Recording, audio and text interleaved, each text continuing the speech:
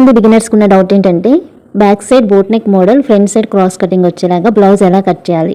Front cross cutting పెట్టడం వల్ల neck ఏమైనా జారిపోతుందా, ఈ బ్లౌజ్కి చంక డౌన్ ఎంత పెట్టాలి, షోల్డర్ కోసం ఎంత పెట్టాలి, నెక్ విడిత్ ఎంత పెట్టుకోవాలి, ఇలాంటి డౌట్స్ అన్నిటికీ ఈరోజు వీడియోలో క్లారిటీ అయితే ఇస్తానండి. వీడియోని ఎక్కడ స్కిప్ చేయకుండా చూడండి, అప్పుడే మీకు అర్థమవుతుంది. వీడియో మీకు యూస్ఫుల్ అనుకుంటే కనుక ఒక చిన్న లైక్ చేయండి. ఛానల్ని సబ్స్క్రైబ్ చేసుకున్నా చేసుకోకపోయినా మీరు ఇచ్చే ఒక చిన్న లైక్ నేను నెక్స్ట్ వీడియో చేయడానికి నాకు కొంచెం మోటివేట్గా ఉంటుంది. అలాగే యూట్యూబ్ చూసి టైలరింగ్ నేర్చుకునే వాళ్ళకి మీలాంటి చాలామందికి యూట్యూబ్ అయితే వీడియోని రికమెండ్ చేస్తుంది. కాబట్టి వీడియో నచ్చితే ఒక చిన్న లైక్ మాత్రం చేయండి. లేట్ చేయకుండా వీడియోలోకి అయితే వెళ్ళిపోదాం. ఫస్ట్ లైనింగ్ క్లాత్ని ఇలా 2 ఫోల్డింగ్స్ కింద వేసుకొని ఫోల్డింగ్ మన వైపుకి ఉండేలాగా, ఓపెన్స్ అనేవి అటు సైడ్కి ఉండేలాగా వేసుకోవాలి. ఇప్పుడు హెచ్చు తగ్గులు ఉన్న క్లాత్ని కటింగ్ చేసేసుకుని ఒక 1/2 ఇంచ్ ఎక్స్ట్రా పైకి మార్కింగ్ అయితే చేసుకున్నాను. ఇప్పుడు ఆ మార్కింగ్ని స్ట్రైట్గా లైన్ అనేది డ్రా చేసేసుకున్నాను. ఇప్పుడు బ్లౌజ్ పొడవు వచ్చేసి ఈ బ్లౌజ్కి 14 ఇంచులు ఉందండి. ఇప్పుడు ఈ మార్కింగ్ దగ్గర నుంచి 14 ఇంచుల్ని నేను మిడిల్లోకి ఒక మార్క్ చేసుకుంటున్నాను.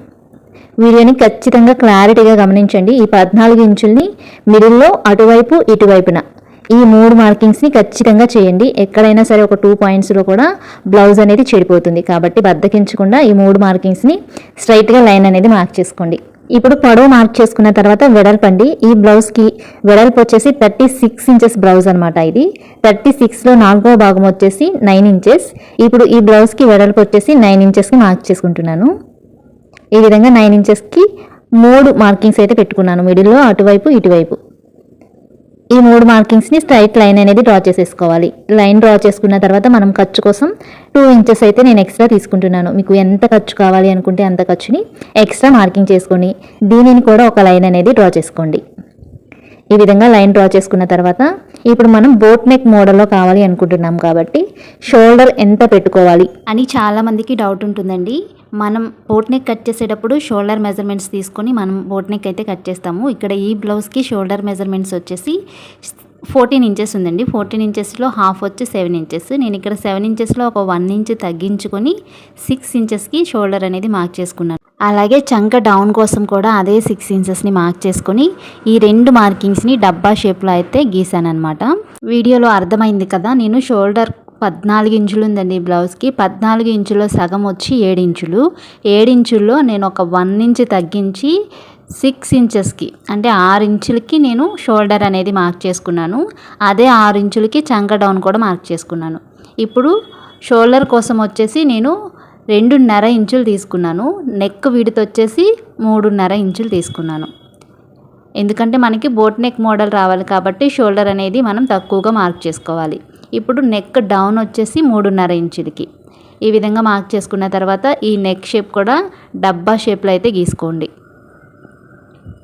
ఇప్పుడు ఈ నెక్ మీకు ఎలా కావాలి అంటే అలాగా మీకు నచ్చిన షేప్ అయితే మార్క్ చేసుకోవచ్చు. ఇప్పుడు నడుము పొడవు వచ్చేసి 4 ఇంచులు ఉందండి. నేను ఖర్చులతో కలిపి 4.5 ఇంచులకి ఒక మార్కింగ్ చేసుకొని నెక్ విడ్త్ వచ్చేసి 3.5 ఇంచులకి సేమ్ పైన తీసుకున్న విధంగానే మార్క్ చేసుకొని ఒక డబ్బా షేప్ అయితే తీసుకున్నాను.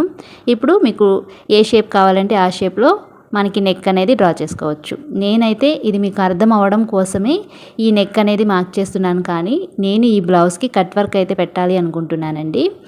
నేను ఇవి మార్క్ చేస్తుంది మీకు అర్థం అవ్వడం కోసమే. నేను ఇవి అయితే కట్ చేయను, ఈ నెక్ అయితే కట్ చేయను అనమాట. మీకు ఈ బ్లౌజ్ స్టిచ్చింగ్ వీడియో కావాలి అనుకుంటే నాకు కామెంట్ సెక్షన్లో పెట్టండి, తప్పకుండా ఆ వీడియో కూడా పోస్ట్ చేస్తాను. ఇప్పుడు మార్క్ చేసుకున్న విధంగానే షోల్డర్ దగ్గర ఒక 1/2 ఇంచ్ డౌన్కి మనం షోల్డర్కి ఇటువైపుకి మార్క్ చేసుకోవాలి. ఇప్పుడు మార్క్ చేసుకున్న విధంగా కట్ చేసుకొని వెనక భాగంలో డాట్స్ వేయడానికి ఈ విధంగా ఒక మార్కింగ్ చేసేసుకుంటే మనకి స్టిచ్ చేసేటప్పుడు కన్ఫ్యూజ్ లేకుండా ఉంటుందన్నమాట. బ్యాక్ పార్ట్ కట్ చేసేసిన తర్వాత హ్యాండ్స్ అయితే కట్ చేశానండి. హ్యాండ్స్ కట్ చేసిన క్లిప్ అయితే డిలీట్ చేశాను, ఎందుకంటే ఆల్రెడీ మన ఛానల్లో హ్యాండ్స్ కటింగ్ వీడియోస్ చాలానే ఉన్నాయన్నమాట. కాబట్టి నేను హ్యాండ్స్ కటింగ్ అయితే డిలీట్ చేసి ఫ్రంట్ పార్ట్ మనం క్రాస్ కటింగ్ కావాలి కాబట్టి ఈ క్లాత్ పైన బ్యాక్ పార్ట్ని మనం క్రాస్గా వేసుకొని మనం యాజ్ ఇట్ ఈజ్గా బ్యాక్ పార్ట్ ఎలా ఉందో అలాగే ఒక మార్కింగ్స్ అయితే చేసేసుకోండి. క్లాత్ పైన బ్యాక్ పార్ట్ క్రాస్గా వేసుకోవాలి. షోల్డర్స్ అనేవి 4 మూలలు ఉంటాయి కదా, ఆ 4 మూలల్లో మీకు ఎటువైపు వేస్తే ఆ క్లాత్ అనేది అడ్జస్ట్ అవుతుందో చూసుకొని ఆ విధంగా అయితే మనం క్రాస్గా వేసుకోవాలి. ఇప్పుడు ఫ్రంట్ పార్ట్లో చెస్ట్ పొడవు అయితే మార్క్ చేసుకోవాలి. ఈ బ్లౌజ్కి చెస్ట్ పొడవు వచ్చేసి 12 ఇంచులు ఉందండి. 12 ఇంచులకు ఒక మార్కింగ్ చేసుకొని జాయింట్ చేసుకునే వైపు నేను షేప్ బెల్ట్ కోసం 2.5 ఇంచులకి మార్క్ చేసుకున్నాను. ఉక్సులు పట్టీ వైపు 3.5 ఇంచులకి మార్క్ చేసుకున్నాను. నార్మల్ బ్లౌజ్కి మనం చెస్ట్ పొడవు ఎంత తీసుకుంటామో యాజ్ ఇట్ ఈజ్గా అదే మార్కింగ్స్ని అయితే ఇక్కడ చేసుకోండి. ఆది బ్లౌజ్లో మీకు చెస్ట్ పొడవు అనేది మార్క్ చేసుకోండి. దీనిలో మార్పులు ఏమీ లేవండి. మనం చెస్ట్ ఆది బ్లౌజ్లో ఎంత పొడవు ఉంటే అంత పొడవు పెట్టేసుకొని మనం నార్మల్గా క్రాస్ కట్ బ్లౌజ్ ఎలా కట్ చేస్తామో సేమ్ అదే మెజర్మెంట్స్ అయితే పెట్టుకోండి. ఇప్పుడు మనకి ఖర్చు కోసం కూడా ఒక మార్కింగ్స్ అయితే చేసేసుకున్నాను, ఎందుకంటే స్టిచ్ చేసేటప్పుడు గుర్తుండడం కోసం. ఇప్పుడు ఫ్రంట్ పార్ట్లో నెక్ డౌన్ వచ్చేసి 5 ఇంచెస్ అండి. నెక్ వెడల్పు వచ్చేసి 3.5 ఇంచులు. ఇప్పుడు నెక్ని ఒక డబ్బా షేప్ అయితే డ్రా చేసుకోండి.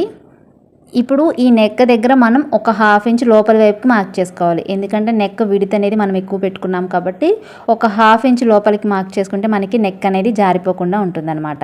ఇప్పుడు మనకి నచ్చిన షేప్ అయితే మనం నెక్ అనేది డ్రా చేసుకోవాలి. ఒక 1/2 ఇంచ్ మనం లోపల వైపుకి నెక్ కోసం మార్క్ చేసుకోవాలి. ఇదొకటి బాగా గుర్తుపెట్టుకోండి. ఆ మార్కింగ్ వల్ల ఏంటంటే మనకి ఒక 1/2 ఇంచ్ తగ్గించడం వల్ల మనకి నెక్ అనేది జారిపోకుండా ఉంటుంది. ఈ బ్లౌజ్కి నెక్ అయితే రౌండ్ షేప్ మీకు అర్థం అవడం కోసమే గీసానండి. నేనైతే ఈ బ్లౌజ్కి కట్ వర్క్ అయితే పెట్టాలి అనుకుంటున్నాను, ఫ్రంట్ బ్యాక్ కూడా. ఎవరికైనా స్టిచ్చింగ్ వీడియో కావాలి అంటే కామెంట్ సెక్షన్లో కామెంట్ చేయండి, తప్పకుండా ఆ వీడియో కూడా పోస్ట్ చేస్తాను. ఒక చిన్న రిక్వెస్ట్ అండి, వీడియో నచ్చితే కనుక ఛానల్ని సబ్స్క్రైబ్ చేసుకున్నా చేసుకోకపోయినా వీడియోని ఒక చిన్న లైక్ చేయండి, నాకు కొంచెం మోటివేట్గా ఉంటుంది. Thank you.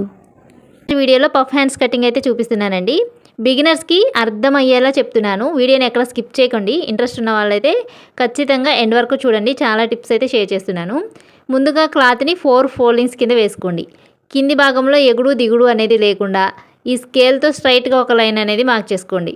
ఈ విధంగా మార్క్ చేసుకున్న తర్వాత మీరు స్టిచ్ చేస్తున్న బ్లౌజ్కి హ్యాండ్ పొడవు ఎంత ఉందో పొడవు అనేది మార్క్ చేసుకోండి. ఇక్కడ నేను స్టిచ్ చేస్తున్న బ్లౌజ్కి హ్యాండ్ పొడవు వచ్చేసి ఖర్చులతో కలిపి 9 ఇంచులు ఉందండి. ఈ 9 ఇంచులకి నేనైతే ఒక మార్క్ చేసుకున్నాను.